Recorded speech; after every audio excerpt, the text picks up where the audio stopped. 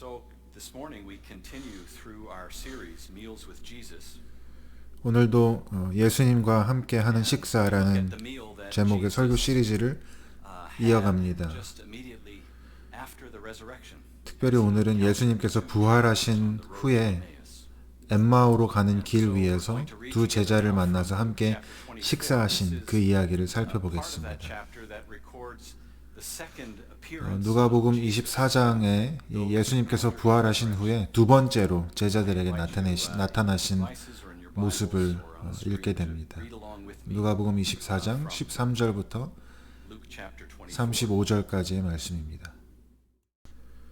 마침 그날에 그들 가운데 두 사람이 예루살렘에서 한 30리 떨어져 있는 엠마오라는 마을로 가고 있었다. 그들은 일어난 이 모든 일을 서로 이야기하고 있었다. 그들이 이야기하면서 토론하고 있는데 예수께서 가까이 가서 그들과 함께 걸으셨다. 그러나 그들은 눈이 가려져서 예수를 알아보지 못하였다. 예수께서 그들에게 물으셨다. 당신들이 걸으면서 서로 주고받는 이 말들은 무슨 이야기입니까? 그들은 침통한 표정을 지으며 걸음을 멈추었다. 그때 그들 가운데 하나인 글로바라는 사람이 예수께 말하였다. 예루살렘에 머물러 있었으면서 이 며칠 동안에 거기서 일어난 일을 당신 혼자만 모른단 말입니까? 예수께서 그들에게 물으셨다. 무슨 일입니까? 그들이 그에게 말하였다. 나사렛 예수에 관한 일입니다. 그는 하나님과 모든 백성 앞에서 행동과 말씀에 힘이 있는 예언자였습니다. 그런데 우리의 대제사장들과 지도자들이 그를 넘겨주어서 사형 선고를 받게 하고 십자가에 못 박아 죽였습니다. 우리는 그분이야말로 이스라엘을 구원하실 분이라는 것을 알고서 그분에게 소망을 걸고 있었던 것입니다. 그뿐만 아니라 그런 일이 있은 지 벌써 사흘이 되었는데 우리 가운데서 몇몇 여자가 우리를 놀라게 하였습니다. 그들은 새벽에 무덤에 갔다가 그의 시신을 찾지 못하고 돌아와서 하는 말이 천사들의 환상을 보았다는 것입니다. 천사들이 예수가 살아계신다고 말했다는 것입니다. 그래서 우리와 함께 있던 몇 사람이 무덤으로 가서 보니 그 여자들이 말한 대로였고 그분은 보지 못하였습니다. 예수께서는 그들에게 말씀하셨다. 어리석은 사람들입니다. 예언자들이 말한 모든 것을 믿는 마음이 그렇게도 무디니 말입니다. 그리스도가 마땅히 이런 고난을 겪고서 자기 영광에 들어가야 하지 않겠습니까? 그리고 예수께서는 모세와 모든 예언자에서부터 시작하여 성경 전체에서 자기에 관하여 써놓은 일을 그들에게 설명하여 주셨다. 그 두 길소는 자기들이 가려고 하는 마을에 가까이 이르렀다. 그런데 예수께서는 더 멀리 가는 척 하셨다. 그러자 그들은 예수를 만류하며 말하였다. 저녁때가 되고 날이 이미 저물었으니 우리 집에 묵으십시오. 예수께서 그들의 집에 묵으려고 들어가셨다. 그리고 그들과 함께 음식을 잡수시려고 앉으셨을 때에 예수께서 빵을 들어서 축복하시고 떼어서 그들에게 주셨다. 그제서야 그들의 눈이 열려서 예수를 알아보았다. 그러나 한순간에 예수께서는 그들에게서 사라지셨다. 그들은 서로 말하였다. 길에서 그분이 우리에게 말씀하시고 성경을 풀이하여 주실 때에 우리의 마음이 우리 속에서 뜨거워지지 않았습니까? 그들이 곧바로 일어나서 예루살렘에 돌아와서 보니 11제자와 또 그들과 함께 있던 사람들이 모여 있었고 모두들 주님께서 확실히 살아나시고 시몬에게 나타나셨다라고 말하고 있었다. 그래서 그 두 사람도 길에서 겪은 일과 빵을 떼실 때에 비로소 그를 알아보게 된 일을 이야기하였다.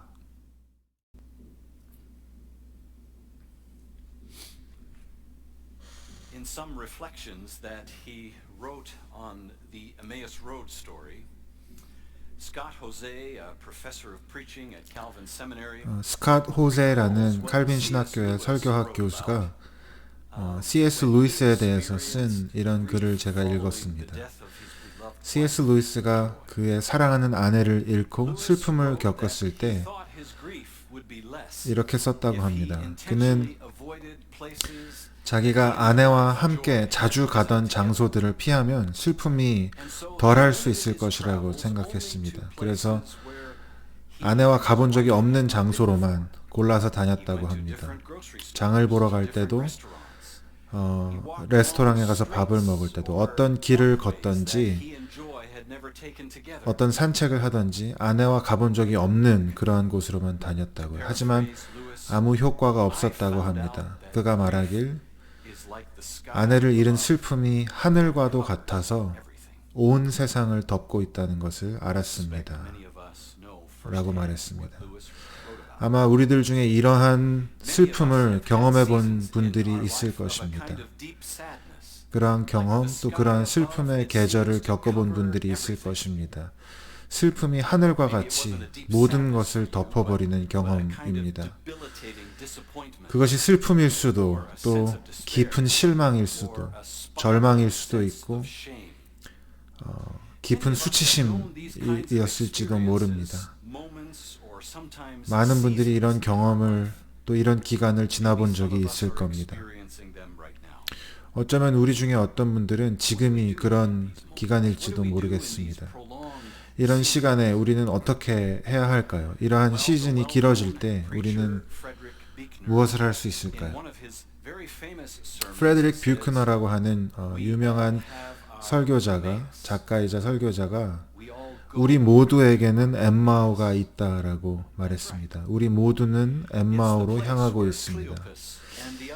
그렇습니다. 오늘 이 본문에서 글로바라는 제자와 또 다른 한 명이 향하고 있는 곳이 바로 엠마오입니다.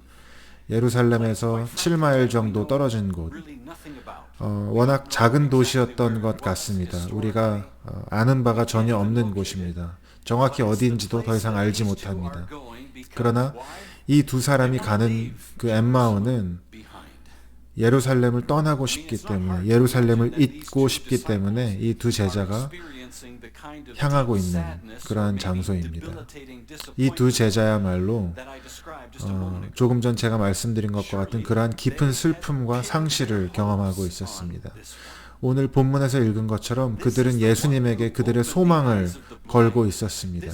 예수님은 눈먼 자의 눈을 뜨게 하신 분이었고 빵 몇 개와 물고기 몇 마리로 수천 명을 먹이셨던 분이셨고 심지어 죽은 자를 다시 살리기도 하신 분이셨으니까요.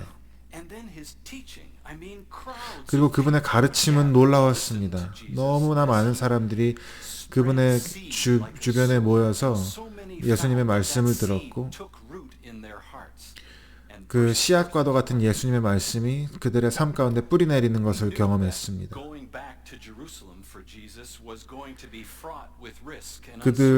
그들이 예수님이 예루살렘으로 가시는 것이 위험을 감수하는 일이었다는 것은 알고 있었지만 그럼에도 불구하고 예수님이 거기서 죽으시게 될 거라고는 생각하지 못했습니다. 왜냐하면 예수님이 메시아라고 생각했으니까요. 예수님이야말로 구약에 약속된 분, 하나님의 백성을 억압하는 자들을 물리치시고 새로운 시대를 열어줄 분이 마침내 오셨다고 생각했습니다. 승리와 자유와 희망과 번성의 시대가 올 거라고 생각했습니다. 하지만 이제 그는 죽었고 오늘 본문에서 보는 그 두 사람은 예루살렘을 속히 떠나고 싶어 합니다. 그리고 엠마오로 향하고 있습니다. 여러분에게 엠마오는 어디입니까?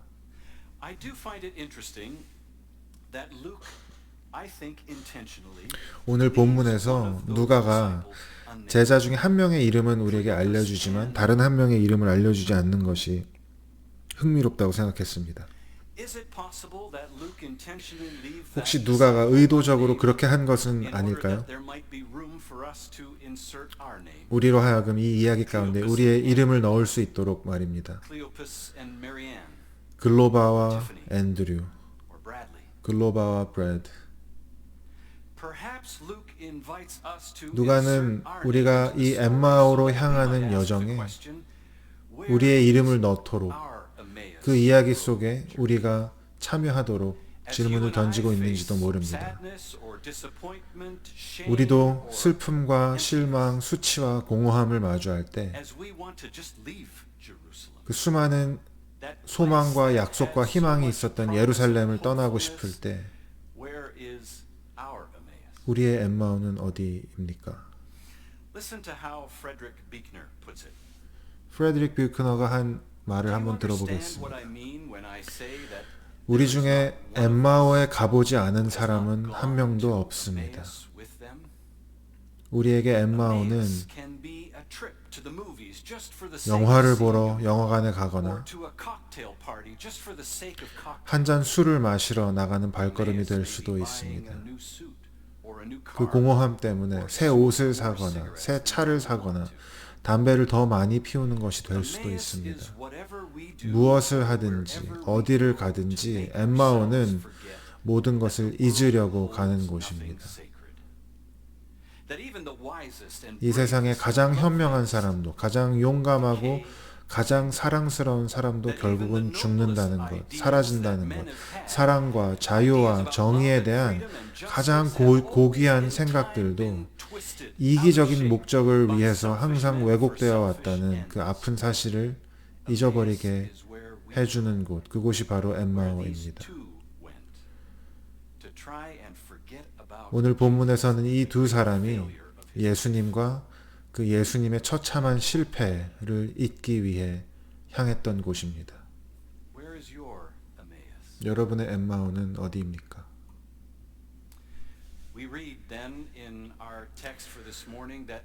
오늘 이 본문의 이야기에서 이 두 제자가 그들의 실망과 슬픔과 절망을 이야기하고 서로 토론할 때 예수님께서 친히 오셔서 그들과 함께 걸으셨다라고 말씀하셨습니다.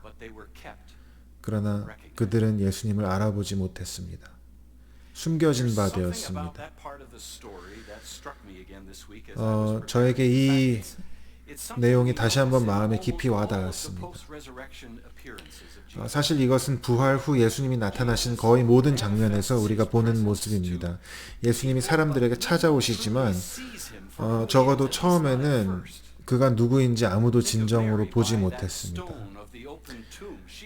그 열린 무덤가에서 마리아는 예수님을 정원사라고 생각했습니다.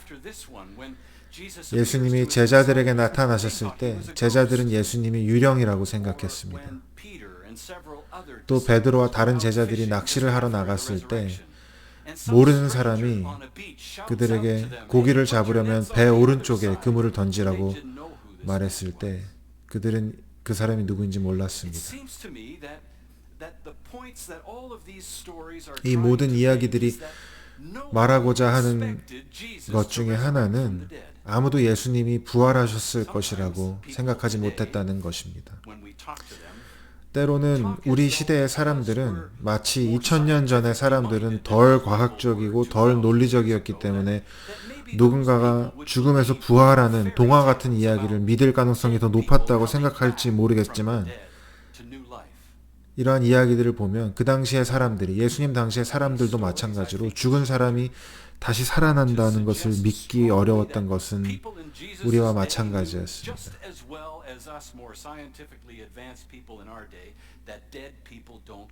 그들 역시 죽은 사람은 다시 살아나지 않는다는 사실을 알고 있었고 확신하고 있었던 것입니다. 그래서 이 모든 이야기에서 예수님은 자신을 나타내셔야 했습니다. 드러내셔야 했습니다. 무언가를 하셔야 했습니다. 마리아에게 말씀하셨어야 했고 제자들이 예수님을 유령이라고 생각할 때 그들로 하여금 예수님을 만져보게 하고 그들과 함께 음식을 먹으셨습니다. 바닷가에서 제자들에게 그물을 내리라고 말씀하셨을 때는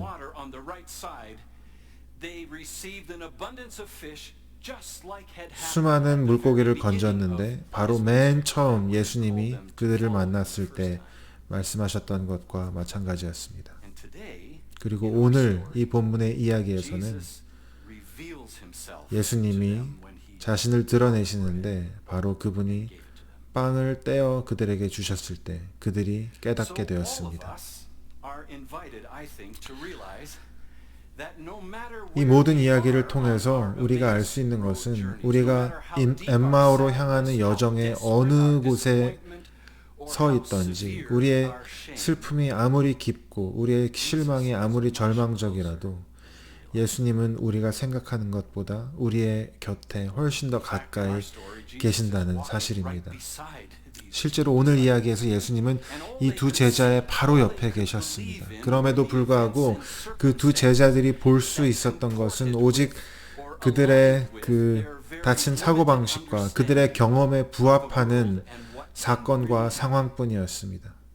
예수님이 바로 옆에 계셨지만 예수님이 죽으셨고 소망이 사라졌다는 것이 그들의 생각이었습니다.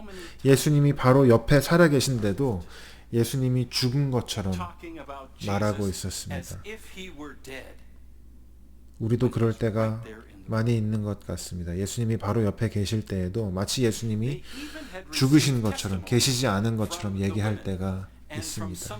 심지어 그들은 여인들이 그 빈 무덤을 보고 천사의 환상에 대한 이야기들을 해주었지만 그것을 믿지 못했습니다. 그리고 이 낯선 사람이 구약의 모든 이야기들을 통해서 예수님이 누구이신지, 예수님의 생애가, 예수님의 하신 일이 무엇이신지 설명하시는 것을 직접 들었습니다. 제가 꼭 들어보고 싶은 예수님이 직접 하신 그 설교의 내용입니다. 그러나 그 이야기를 듣고도 그들이 아직도 알지 못했고 믿지 못했습니다. 하지만 예수님은 그들과 함께 바로 옆에서 그 길을 걷고 계셨습니다.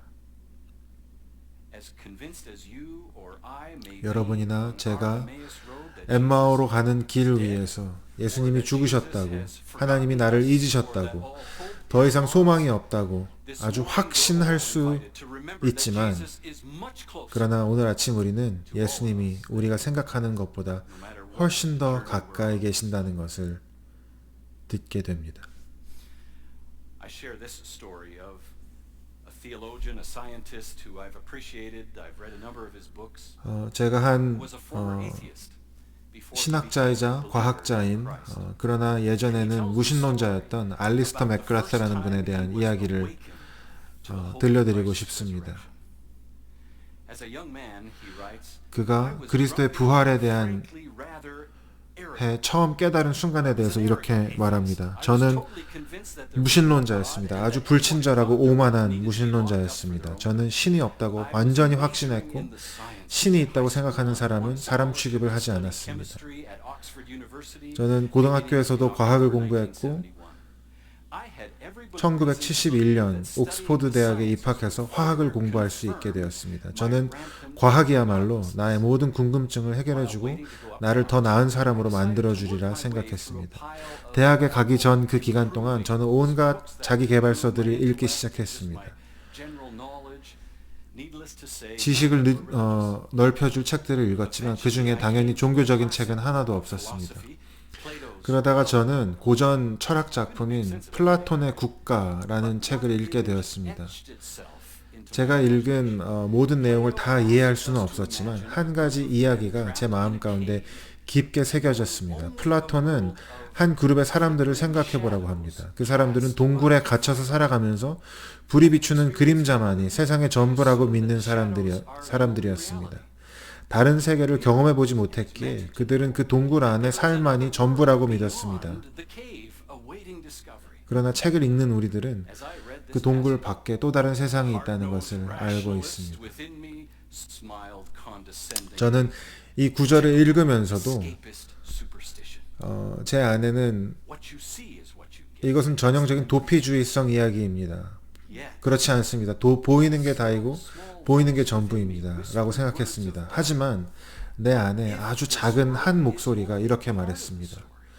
만약에 내가 눈으로 보는 이 세상이 전체 이야기의 일부에 불과하다면, 내가 보는 이 세상이 그림자에 불과하다면, 그리고 그 너머에 동굴 밖에 더 놀라운 무엇인가가 있다면 이라는 질문을 하게 되었습니다. 그리고 오늘 본문에서 바로 그 질문에 대한 답을 주는 것입니다. 우리가 보는 것 너머에, 우리가 이해하는 것 너머에 놀라운 진실이 존재한다는 사실입니다. 그리고 그것이 이 두 제자에게 식사 자리에서 드러났습니다. 그 식사에는 뭔가 특별한 것이 있었습니다. 아마도 이 낯선 사람이 빵을 그들에게 베푸는 방식 때문이었을 것입니다.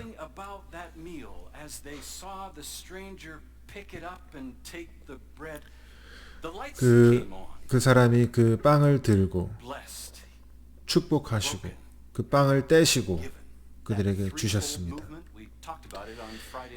이 세 가지 행동, 지난 성금요일 예배에서도 말씀했었고 누가복음의 여러 차례, 누가복음 9장에서는 오병이어의 사건에서 5천 명에게 빵과 물고기를 축복하시고 떼어서 주신 분이 예수님이셨고, 또 누가복음 22장 최후의 만찬에서는 그 떡을 들고 축복하시고 떼어서 주신 분, 그분이 바로 예수님이십니다. An account that Luke writes of when Paul was shipwrecked.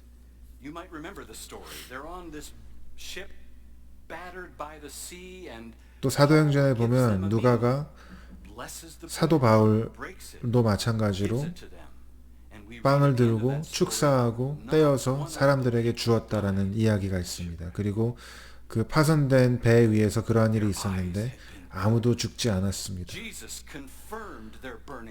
예수님이 그 빵을 축사하시고 떼시고 주셨을 때 제자들의 눈이 열렸습니다. 그리고 그들의 마음이 뜨거워졌습니다. 모든 것이 다 사실이었습니다. 예수님이 정말 부활하셨고 모든 것이 달라졌습니다. 이 두 제자의 눈이 열렸던 그 식사 자리야말로 예수님이 그들을 굳게 닫힌 장막 뒤로 데리고 가신 순간이라는 생각이 듭니다.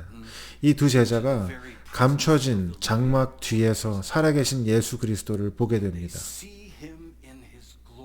그 영광을 보게 됩니다. 그런데 흥미롭게도 그때 그 시점에 바로 예수님이 그들에게서 사라지십니다. 왜 그럴까요? 저도 그 질문에 대한 답은 모르겠습니다. 그 영광의 빛이 너무 감당할 수 없이 빛나서 그랬을지도 모르겠습니다. 어쨌든 그 닫혀진 장막 뒤에는 우리의 눈을 띄우게 하는 놀라운 영광의 빛이 빛나고 있습니다. 그리고 이 장막이라고 하는 것은 성경 전체의 면면이 흐르고 있는 이미지, 비유입니다. 한번 간단히 살펴보겠습니다. 예수님께서 십자가에서 돌아가시던 그날 밤 두 개의 복음서가 기록하고 있는 것은 성전의 지성소를 가리고 있던 휘장이 위에서부터 아래로 찢어졌다는 사실을 전달하고 있습니다. 그리고 여러분, 그 휘장에는, 그 장막에는 무슨 그림이 수놓아져 있었는지 아십니까? 역대하 3장에 보면 그 장막에는, 그 휘장에는 천사의 한 종류인 그룹의 형상이 수놓아져 있었다라고 합니다. 그리고 이 그룹, 천사의 한 종류인 그룹에 대해서 알기 위해서는 에덴 동산의 이야기로 돌아가 보아야 합니다. 아담과 하와가 죄를 짓고 그들의 죄로 인해서 에덴 동산에서 쫓겨났을 때 더 이상 죄인된 그들이 그 거룩한 곳에서 하나님과 교통하며 머물 수 없게 되었을 때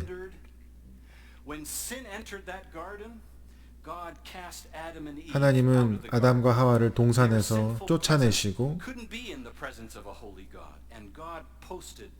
그리고 불타는 칼을 든 그룹들을 그 입구에 세워서 죄인된 인류가 동산에 들어와서 생명나무를 먹고 영원히 타락한 존재로 살지 못하도록 하셨습니다. 그러나 하나님이 자신이 자기 백성들을 포기하시는 것이 아니었습니다. 실제로 하나님이 모세에게 광야에서 성막을 만들라고 지시하셨을 때 그 성막은 이 에덴 동산의 상징이었습니다. 성막을 둘러싼 장막들을 보면 야자수와 석류나무와 에덴 동산을 연상시키는 모든 것들을 그리도록 되어 있었습니다. 그러나 가장 거룩한 지성소를 보호하는 장막에는 무슨 그림이 그려져 있었습니까? 불타는 칼을 든 그룹들이 그려져 있었습니다. 하나님의 백성이 하나님과 교제할 수 있는 유일한 길은, 하나님의 영광의 중심인 그 성소에 들어갈 수 있는 유일한 길은 그 불타는 칼을 든 그룹들을 통과하는 것이었습니다. 그리고 여러분, 그것이 바로 예수님께서 우리를 위해 하신 일입니다. 예수님이 그 불타는 칼을 통과하시고 그분이 그 칼에 죽으시고 묻히셨기 때문에 저와 여러분이 살 수 있게 되었습니다. 그리고 예수님이 그 거룩한 곳에 들어가셨기 때문에 이제 우리를 그곳으로 초청하고 계십니다. 예수님이 우리의 눈을 열어주시면 우리가 바로 그 놀라운 장면을 보게 됩니다. 우리의 마음이 뜨거워집니다. 그리고 Jesus has opened 현실 that 너머의 possibility up for 놀라운 the 영광을 disciples 보게 and for 됩니다. each one of us. 그것이 바로 예수님이 열어주신 장막 뒤의 모습입니다. It's a behind the curtain moment. And as if we had the time, 만약에 우리가 시간이 충분히 있다면 저와 여러분이 서로 예수님이 그렇게 우리를 만나주신 그 순간들에 대해서 끝없이 이야기할 수 있을 것입니다. 그리고 오늘 이 세례를 통해서 우리가 그러한 이야기를 조금 들을 수 있었습니다.